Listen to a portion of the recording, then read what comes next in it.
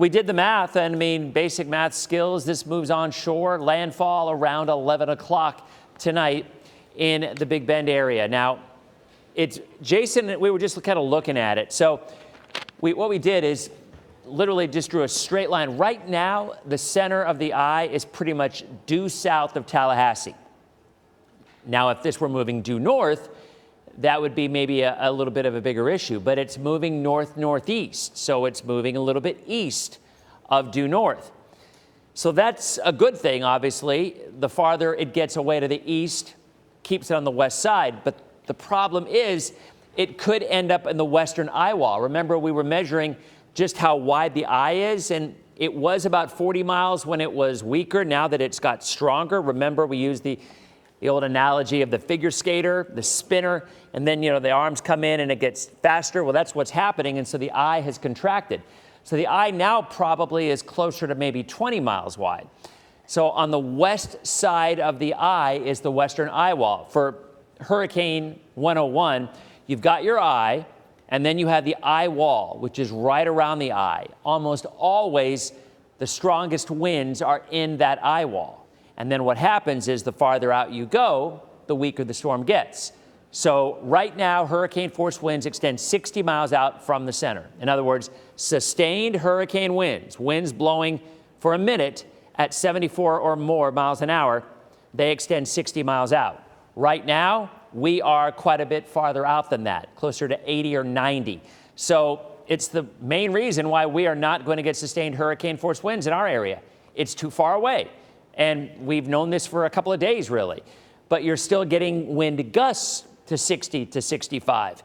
And some of that wind is still kicking in, and Pinellas is now getting the next round of very, very heavy rain coming in with the next band. And with this rain, you're getting very gusty winds. But the bigger concern, and we're not going to write off the rain concern because we're so wet, we're so saturated after this summer, it doesn't take as much for us to flood.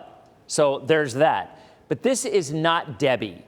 Debbie was a slow-moving, massive rainmaker, and most of the flooding, dare I say almost all of the flooding that we showed you, especially in Manatee and Sarasota County, was from just too much rain. There was no place for the rain to go. It was a slow-moving system. This is the complete opposite, literally opposite. This is a very fast-moving system, so it doesn't have time to dump as much rain on our area as Debbie did. And there's what I was saying. I mean, if you look at the eye, it's about 90 miles from the coast of Pinellas or Pasco County, and it is moving this way. A couple of things. We're not seeing quite the lightning right now in it, so at least it's not getting any stronger that we can see. But I do think it's going to maintain that Cat 4 status right on into landfall, which is what the Hurricane Center was forecasting yesterday, if you remember.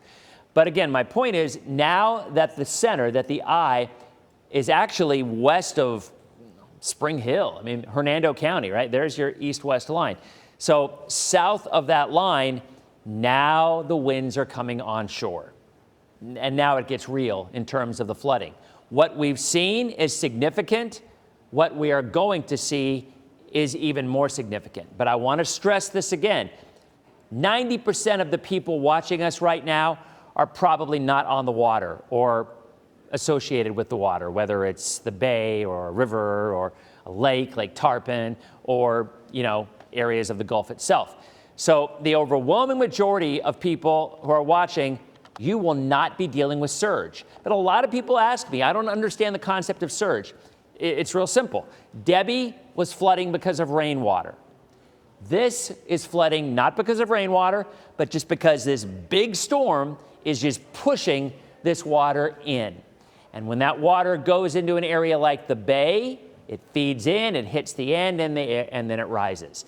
When it hits the Gulf, or rather the coastline of the Gulf, and the base gets less shallow, right, or more shallow rather, as it rises, the water pushes up, the water rises. So that surge of 12 to 15 feet, the farther north you go, goes because of the geography of this area. It's like a bowl. It's literally an upside-down bowl if you look at it, right? So when that water is pushed into the bowl, what happens? It rises when it hits the edge. And that's why we have just a massive surge concern, because you have a big storm It's now coming up at high tide. Granted, the tide is a little lower. The high tide is a little lower than it was a few days ago, about a foot lower, which is good. But we are still looking at just a really bad situation for coastal areas. If you flooded with Idalia, you're probably going to flood more with this storm. If you flooded with Eta, you're probably going to flood more. Maybe not in the same spots, but Jason and I were looking at some of the numbers, the record flooding. And Jason, isn't it safe to say that most of our computer model forecast for the rise of surge are greater than a lot of the records that we've seen recorded for, however many years? I think the only thing we have in comparison to what we may see out of this is the 1921 Tarpon Springs hurricane. Right. Obviously, we had nothing to measure what that height was back then, but that's the only time we've had a direct landfall over the last 120 years or so. And that's an interesting point, because that was a direct landfall, as Jason just said. This won't be. This thing's 100 and something miles away from us, more than that by landfall time. So the only time in recorded history that we're showing, based on the numbers that we think are going to happen and that the models are all over, are showing us that the only time we had something rival it is when we had a direct Cat 3 or 4 hurricane make landfall in Tarpon Springs. The last major hurricane to hit us, 1921. So that shows you just how big this is. And while areas, east of the bay, east of the Gulf, away from the rivers and whatnot, are not going to flood, the folks who do are looking at unprecedented. And here's the first one I've not seen, Jason. Look at the last report in St. Pete. There you go. St. Pete with a gust of 76 miles an hour, hurricane force. Now, not sustained. And remember, sustained is 60 seconds or longer, but that's the highest gust I've seen. And that is certainly that next band that we were just showing you that's coming in. So, and you'll be able to see it perfectly here. So there's the one we had about an hour ago, and there's the next one. It's coming in right now. The storm is pulling away, so it's going to take some of that wind along with it. And it won't take long, more than an hour or two, for the winds to really start to subside in our area. So that's the good news. From south, you're already seeing the winds begin to subside. And then to north, that's going to continue, because, again, this is going to be making landfall in about 3 or 4 hours. No changes to the advisories. Everything's the same. No changes to the track. Maybe a little bit. I mean, you can even see it. I mean, it always happens. I remember Wendy and I were talking about this on the set a couple of days ago. For whatever reason, when a storm comes in from this angle, at the very end, it has a little bit of a turn to the right. Not a hook like Charlie. I mean, not a big hook, but just a little bit of a bump to the right, which is why we were saying Taylor County earlier today seemed like a pretty good estimate for where landfall would eventually occur. If it's western Taylor, then Tallahassee still could be in that eye wall. But the margin of error, the cone of uncertainty, there it is. I mean, it's going to be somewhere in that area. I don't think it's going to be west, obviously. This is the official NHC track, and it's already a little bit east of that. It's already there. So I'm inclined to think right about here, west of Perry, so not Idalia Part 2 exactly, but pretty close, because I believe Idalia had 130.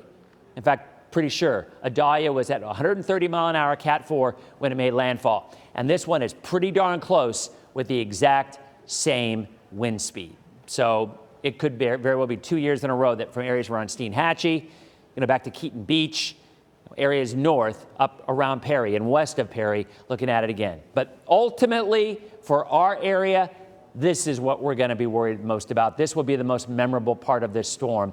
I mean, a nightmare in a sense, because if we're looking at flooding, which we were seeing during daylight hours, and now all of a sudden we're expecting to add another 2 to 4 feet, maybe more in some spots, especially in Hernando and Citrus. And then all of a sudden, it's even hard to fathom the 15 to 20 foot potential surge. I was talking to Wendy about that. That's like 4 Wendy's stacked up on each other. So, I mean, this is a serious height of 20 feet. And then you have the waves on top of it. It isn't, so you get what I'm saying here. I mean, this is just not a good situation, and it's unfortunately the price of living in paradise, I guess, in Florida. We do have to deal with these from time to time, and tonight is the night. By tomorrow, this is gone. I mean, the water will take a little while to recede, but not as long as it does with freshwater flooding. Freshwater flooding takes longer to recede than surge does. Typically, surge goes away pretty quickly after the storm leaves and the winds go in the opposite direction.